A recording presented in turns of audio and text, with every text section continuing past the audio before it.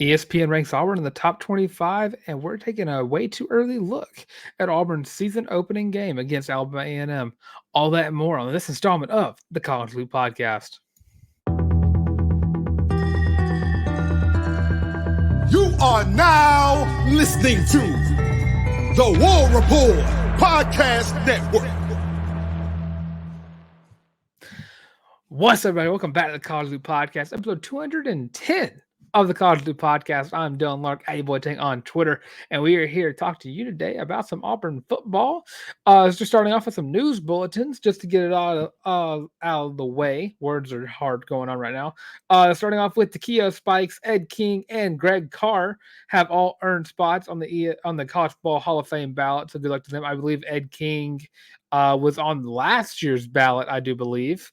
And I believe Greg Carr might have been on that as well. But Takeo Spikes, I could definitely see Takeo making it on there. But yeah, huge shout out to all those three for even being nominated. Hopefully, get to see them eventually put on the plaque. If not, as soon as voting takes place. But you heard it right in the first few seconds of the show. We're going to be talking about how ESPN has ranked Auburn in the top 25 through their ESPN FPI, and also going to be previewing Auburn versus Alabama A&M, the first game of the season in just a couple of months now. I believe 3 officially, or 2 to 3, get in that nice little buffer zone right there. But starting off with ESPN FPI, currently has Auburn ranked as the number 19 team in the country, projecting them to go 7-5. This is ESPN's basically like AI thing and their projected totals and everything. So yeah, Auburn sitting at number 19, standing behind teams in the SEC such as Georgia, Texas, Alabama, Tennessee. Alabama, Oklahoma, Tennessee, Missouri, LSU, Texas A&M, and Ole Miss, who's all the way down at 16. And then after that, Florida right behind Auburn, and then you don't really get another SEC team until later on in the 30s, where you'll get South Carolina and Kentucky back-to-back at 33 and 34. And then you don't get any more until you get down to the 40s. And right now at 49, Arkansas at 44, correction. And then it's just not even worth talking about the end down there. But it does beg the question, is this Auburn football team a top 25 team? And what will it take for them to get there? Going through the first part of their season, I mean, I think it's not – I don't want to say completely easy, but it's not out of the realm of possibility that Auburn starts off the season 5-0 or 4-0. Just get that, make it easy. Alabama A&M, we'll be talking about in just a few minutes. Cal, which Auburn was able to take down in Berkeley last year on a game-winning touchdown, now taking them on in the jungle. New Mexico in week 3. I will continue to say this until it makes me tired. Auburn cannot lose to another New Mexico team back-to-back years. And then Arkansas, I'm not very high on Arkansas, so I don't believe Auburn will lose to Arkansas. But crazier things have happened, but Auburn doesn't really tend to lose to Arkansas on the Plains. Oklahoma, I would think Auburn would need to beat Oklahoma for them to even be considered a ranked team. ESPN FPI is not always the smartest thing to go by. I do know that a few years back they did have Mississippi State ranked very highly. If I'm not mistaken in that. So yeah, I believe they had Mississippi State as like a top 10 team a couple years ago. So I never really trust ESPN FPI, but it is worth talking about just seeing that Auburn is kind of ranked up there in the top 25. Because I don't really expect this team. I think USA Today and 24/7 kind of had it right with Auburn projected in the 40s. I think 44 is where they had Auburn, which I think is a pretty nice place to kind of start off with. But a 4-0 start would have you in the contention for maybe a vote or so. But I would say 4-0 start puts you in the 30s. And I don't think it would put Auburn any higher than that. If you beat Oklahoma, I think you get right in the top 25, maybe 25, 24, 23, somewhere in that range. But again, I'm not very high on the fact that Auburn can beat Georgia. And then that month of October is not a nice month at Georgia, at Missouri, and at Kentucky. And then followed by Vanderbilt, UL Monroe, A&M, and then at Alabama. So for Auburn to be ranked, beat Oklahoma, but then you'd only be ranked for really a week. before 3 losses potentially or 2 losses potentially in a row, and then a chance for a big win at Lexington. So yeah, if Auburn wants to be ranked, start off 5-0. That's basically the sum of all that. And I do think this team possesses a lot of the talent to get into a top 25 ranking, and every Auburn team should have the talent to do that. So, and looking at the roster as a whole, I mean, there's a veteran quarterback. You have a talented wide receiver room. You have a you have proven offensive linemen as well as offensive linemen that you're banking on stepping up in a huge way in year 2 of being here. Tight ends, Rivaldo Fairweather is one of the best in the SEC. Defense, you're really hoping the defensive line can really step up and replace the talent that left in Marcus Harris, and you're going to really hope to see a healthy Jalen McLeod, see Keldrick Fox start for the entire season. Linebacker room, Eugene Asante and Austin Keys, always going to be a strong point in the defense. And the secondary, a lot of new faces getting some starting roles in some new places.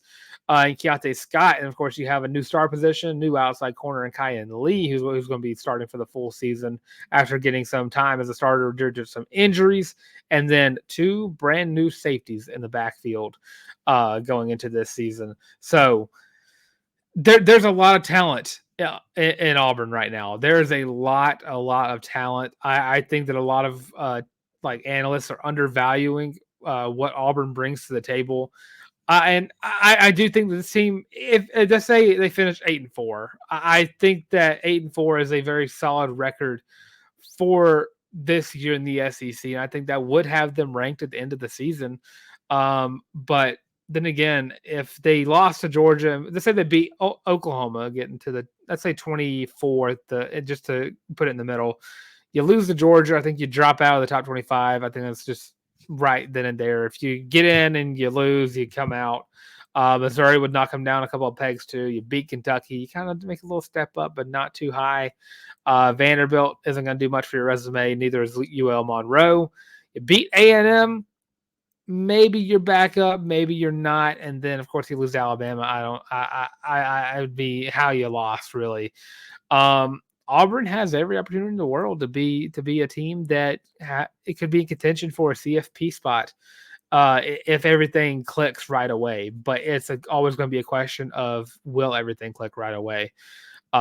Truly is the question of the year for every single team. Will everything click when it needs to click, and click how it needs to click as well?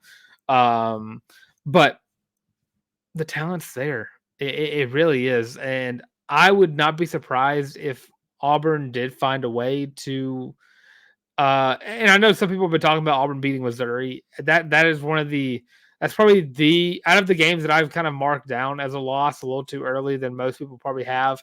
I could see Auburn getting an upset in Columbia, and it'd be a huge win nonetheless. Just because I think Missouri at that time would probably be a top 10, top 12 team in the country, and a team that would definitely have earned that. Missouri definitely.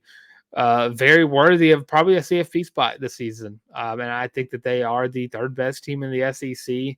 I honestly think Missouri could beat Alabama. That's just kind of where my head is at right now. And I know it might sound a little biased, Auburn fan talking about Alabama losing to Missouri, but Missouri's bringing back a lot of talent. Missouri is bringing back a lot of key contributors from last year, and Brady Cook and Luther Burden. You're going to miss Cody Schrader a lot, but they always find a way to reload in the running back room. I truly think Missouri is going to be a team to watch out for. I think that if there's going to be a dark horse SEC champion, and out of like the teams that are ranked in like the top 5 in the SEC, it's Missouri. I truly think that they are going to be the most dangerous team in the SEC for teams that aren't expecting it. And I don't even know going through. I'll look at the Missouri schedule right now. I think their schedule is very favorable. You start off with Murray. They start off with Murray State, Buffalo, Boston College, Vanderbilt for the first 4 games. At A&M, which I think they're going to be favored in. UMass, and then they have Auburn at home. So they don't have a bye week like Auburn does. That's kind of going to be help Auburn's case out a lot right there, just having that bye week. And then after Auburn, they play Alabama, then Oklahoma, South Carolina, Mississippi State, Arkansas. So they definitely have a little 3-game to 4-game stretch where it is going to be difficult for them to maintain that. But you don't got to worry about Texas or Georgia, which are the probably unanimous top 2 teams in the SEC. So I could see Missouri having a very awesome start to the season, and honestly, even if it's at Tuscaloosa, I'm kind of on board with the Missouri upset over Bama right now, and time will tell how I feel whenever I record that episode on October 23rd. It was when I would be recording, but 24th was when it would be coming out. So time will tell how I feel then. But right now, I'm kind of high on that. If I had to put like a way too early upset alert in, it'd be for that game. So I got on a tangent because I know I've seen a lot of comments talking about how Auburn won't lose to Missouri, or Missouri is not gonna beat Auburn. I just say I don't say do some digging, but check out Missouri's roster and check out how they performed last year with some of the players that are returning. This Missouri team is not someone to fret about. And I know I heard the same thing about Georgia with losing Brock Bowers. They are still a very talented tight end room with Oscar Delp. So be mindful of that going into this season. Georgia made a lot of improvements across their board. So did Missouri. So going to be a fun 2-game stretch. Really, you're gonna have 2 primetime games more than likely. Probably 2:30 kick, 3:00 kick for Auburn, Georgia, and then of course probably the same for Auburn, Missouri. It just kind of depends on where they stand. But that would probably be a 4-2, 5-1 Auburn team going to play what I would assume to be probably a 6-0 Missouri team. So that definitely could be a ranked matchup. But back to the original question about where Auburn could stand as a ranked team, I just got to see where Oklahoma is, because according to the FPI, Oklahoma is the 8th team in the country, projected to go 8-3 or 8-4. If Auburn gets that win, I guess let's say Oklahoma starts off the season undefeated, 4-0, beat Tulane, beat Tennessee. That's gonna be a top 5 team in the country. Auburn invites them in the Jordan-Hare Stadium, takes them down. Auburn jumps up top 25. I think that's as simple as that. That'd be, if Auburn were to lose Oklahoma, then I don't think Auburn gets ranked unless they get a huge upset over Georgia, Missouri, or Alabama. Those are really the 3 upsets, high jump possibility in the rankings level games. But I don't think Kentucky will be that. A&M, I don't think it's going to be that in year 1. With Elko, and ULM and Vanderbilt aren't resume wins no matter what. So that's kind of my thought on the matter. Don't put too much faith in ESPN FBI. Because I don't think Auburn is a top 25 team on right now. Because again, the week 1 AP poll is always the stupidest poll because it's just going off vibes, really. So don't put too much faith in the ESPN FBI. Don't put too much faith in the preseason AP poll. Let's just get ready for Auburn football, which, as the show comes out, is in, checking my watch, 88 days until Auburn takes on Alabama A&M. We'll be talking about after this little ad break, so stay tuned for that. So with that, I'm going to go ahead and get started with the ad break. If you are tuning in the College Loop, thank you for tuning in. Thank you for listening on either YouTube or on podcast as well.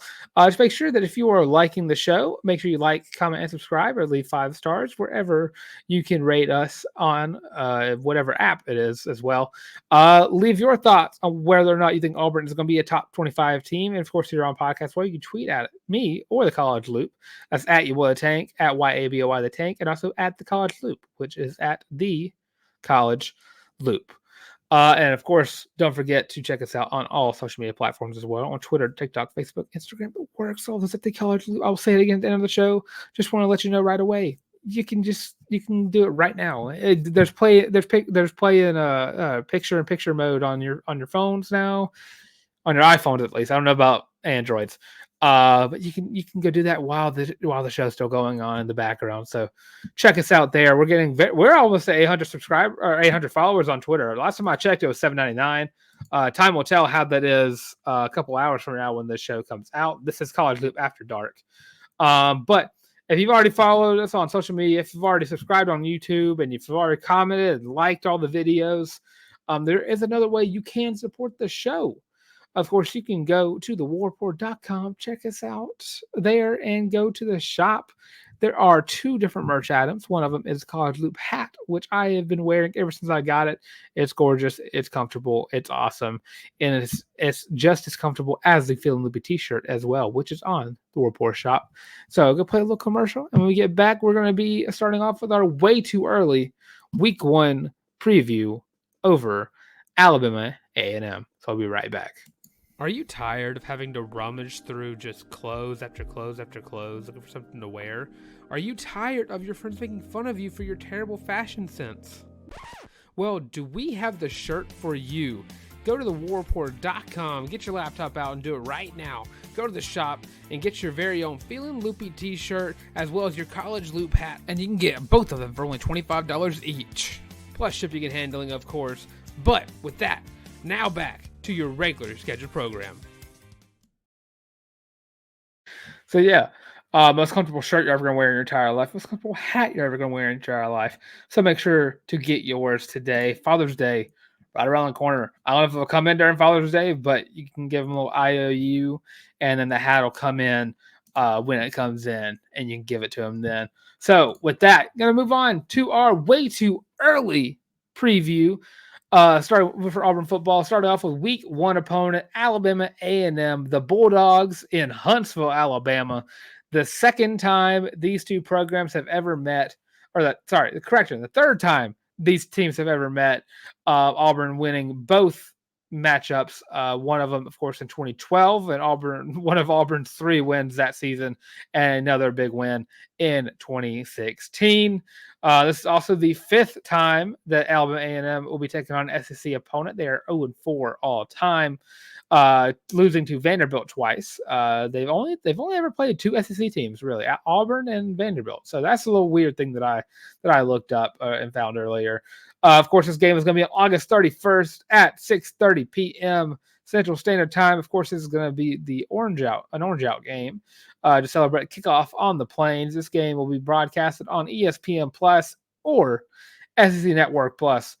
And with that, just kind of get into it. Going over Alabama A&M a little bit, their head coach, Connell Maynor. He has been coaching for Alabama A&M since 2018. He boasts a 34-26 record, 24-17 in the SWAC, and won the FCS championship in 2020 and 2021, or the 2020-2021 season. He finished 211 in the 24/7 rankings this past off season, and 148 in the transfer portal rankings. This is a very solid team in the SWAC. They finished kind of in the middle of the pack, 5-6 last year for the Bulldogs. Started off against Vanderbilt, lost 47-13 to the Commodores, a team that finished the bottom of the barrel in the SEC. This is definitely not a game that I can look at and even try to remotely clickbait that it could be a potential upset. At the lowest, Auburn should take this game pretty handedly. I would say 2-3-ish touchdowns at the minimum. This should be a Akron level game. Auburn shouldn't ever struggle in this game. It should be no holds barred for a half or a half and a half, really. Take them down to the third quarter. This is going to be a kind of a show off game. Show off what you got on roster. Because going through the Alabama A&M offense, They returned 2 of their top 3 receivers. They returned all 3 of their top 3 leading rushers. They have a little bit of a quarterback battle going on. I'll talk about in just a second. But definitely a team that Auburn should take down. They returned a lot of their defensive players. Got a pretty decent amount of interceptions. Had 2 guys finish with over 2, with Caleb Dawson getting 3 and Amari Pate getting 4.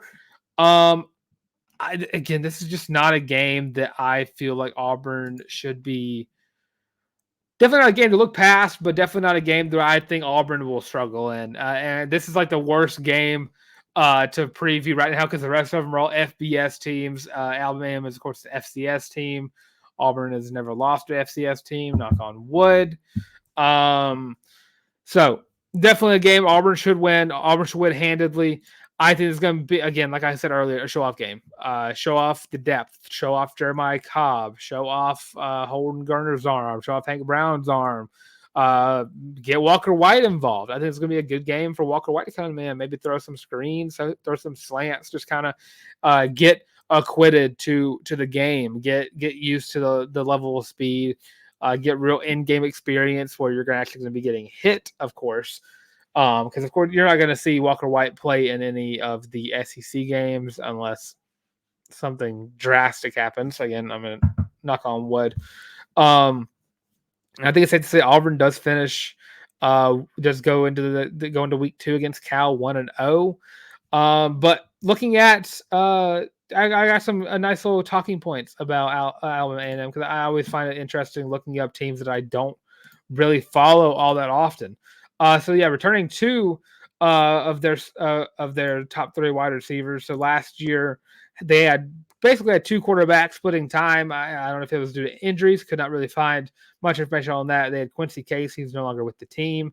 Threw for 1,490 yards last year, 11 touchdowns, 6 interceptions. Xavier Langford also came in for 8 games, threw for 904 yards, 8 touchdowns, and 5 interceptions. And then rushing wise, you had Donovan Eaglin, who is returning, former transfer from Michigan State, rushed for 765 yards and 7 touchdowns. Backup running back Ryan Morrow rushed for 6 touchdowns and 436 yards. And then backup quarterback Xavier Langford is third in touchdowns with 6, or tied for second with 6, and then third in rushing yards with almost 300 yards on the ground as well. And the interesting part about Xavier Langford, he'll be going into the season not as the starting quarterback, but kind of battling out with Avion Smith, a transfer from Miami, Ohio. Last year, 2 touchdowns, 2 interceptions as the backup quarterback. Also threw for 638 yards. Also rushed for 280. But in 2022, Avion was a very good quarterback for Miami, Ohio. 1,300 yards passing, 11-5 touchdown interception ratio. 550 rushing yards and 6 touchdowns for the quarterback. I think that Avion probably the guy to go to. I think he also has FBS experience with Miami, Ohio. I just think it'd be the smarter choice. So get a fun guy to look out for, dual threat guy in every sense of the word. And I don't know if I'd put him on the same level as like dealing with a Tyson that Auburn had to deal with with the Akron last year. But I think definitely a dual threat guy to look out for nonetheless. But both those guys kind of had decent 2022 campaigns compared to last year. Both of them threw for over 1,000 yards, with Langford throwing for 1,070 2022. Threw 6 touchdowns and 5 interceptions. So an interception problem with that. Rushed for about the same amount for more yards, 280, and 3 touchdowns as well. So gonna be a fun matchup for Auburn fans at the very least. I do see a couple of storylines taking place. This is going to be probably a game you're going to see a lot more of Jeremiah Cobb, which I'm not opposed to. I wouldn't be mad at Jarquez Hunter kind of getting in for like the first 3 drives that Auburn can score on, and then you immediately start switching in running backs. I want to see plenty of subbing this game. This needs to be the find what can work game before Cal, which hopefully before the game starts you already know what does and what doesn't. But I would not be surprised in the slightest if the very first game of the season is like a 4 verts call to Cam Coleman just going deep. I would not be surprised in the slightest that was the first play call of the regular season, just because it just makes so much sense. It'd be so poetic for the first game of the season to start off with just a bomb deep to Cam Coleman. So if I had to give a way too early prediction of the game, I would probably have to go like Auburn 60. Let's see. I think you get your kicker in to kick some deep. So let me say Auburn 66, Alabama A&M. Say 9. I'll say 9. So 66-9. Auburn starts off the season hot going into Cal, which we'll talk about next Tuesday, right here on the College Loop. So make sure you check that out when it comes up. So with that, going to move on to the last little bit. Of course, make sure to leave your prediction for Auburn versus Alabama A&M. It's going to be the most boring game to talk about throughout these last now 12 weeks before Auburn football comes back. And of course, that last one is going to be way too early preview of the Iron Bowl. So really stay tuned for all of those. But last thing to talk about on today's installment of the College Loop podcast is there was a little bit of an exodus in Auburn baseball news. 6 players transferred out today.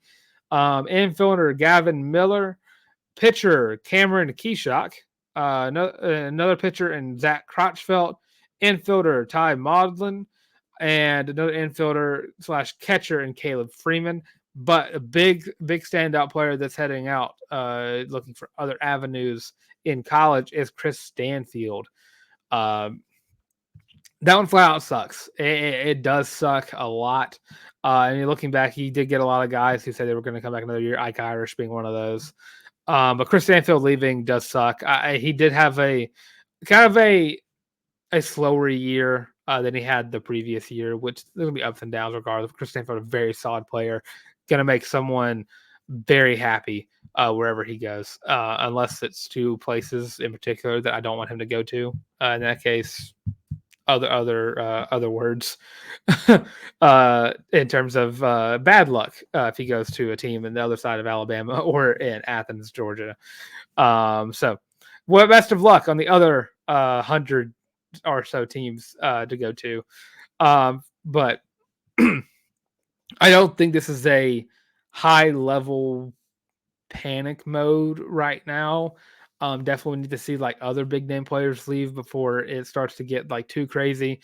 Definitely when I saw Chris Stanfield's name, I got thrown back to last season with softball when Bree Ellis, Lindsey Garcia, Denver Bryant, and Jesse Blaine all transferred out basically like within an hour of each other.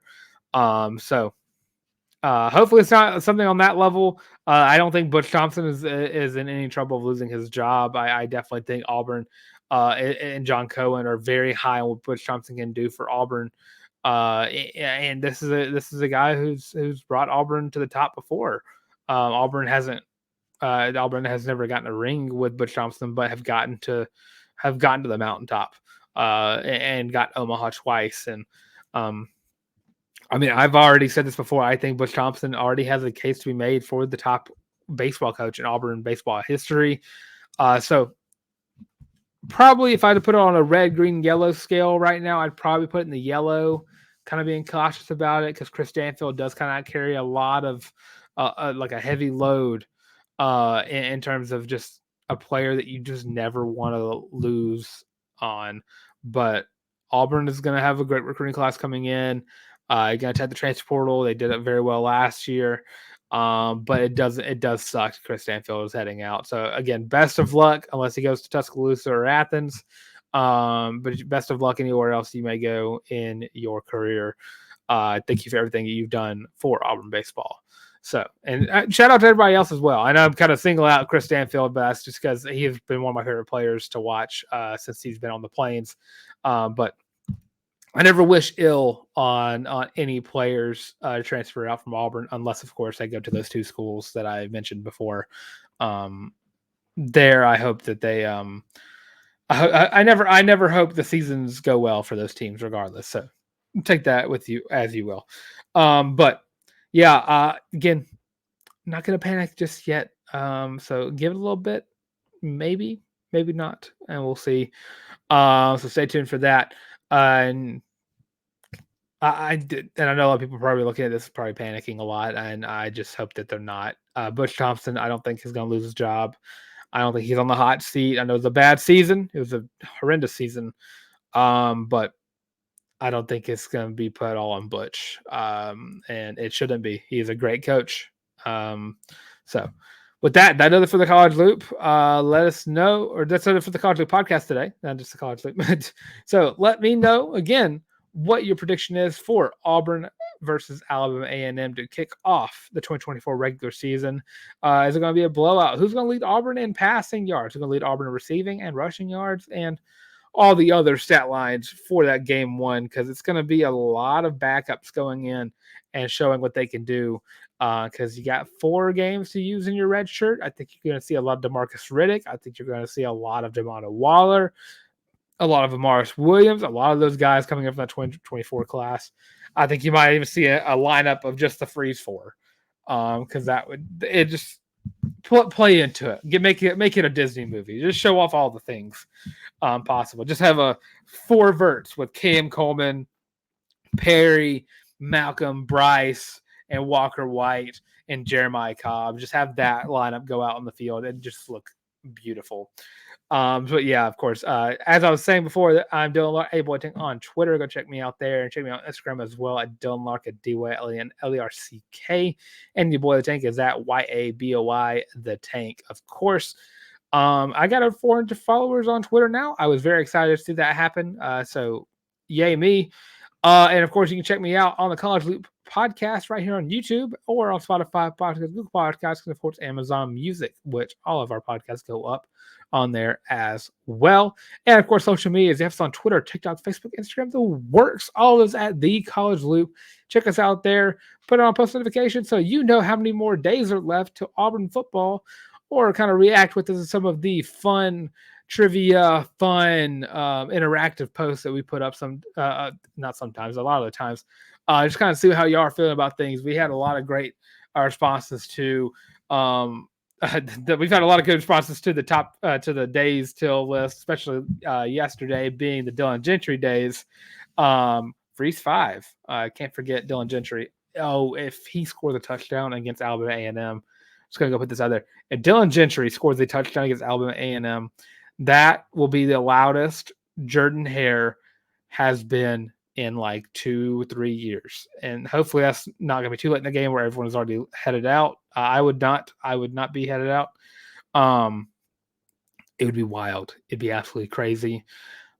I'd be hooting and a hollering because of that, and it would live in infamy and Auburn Twitter lore forever. So fingers crossed that happens. But with all that being said, check us out on the social media, check us out on podcast, and check us out right here on YouTube. And of course, with all that being said, thanks for tuning in, War Eagle. And of course, this has been the College Loop Podcast.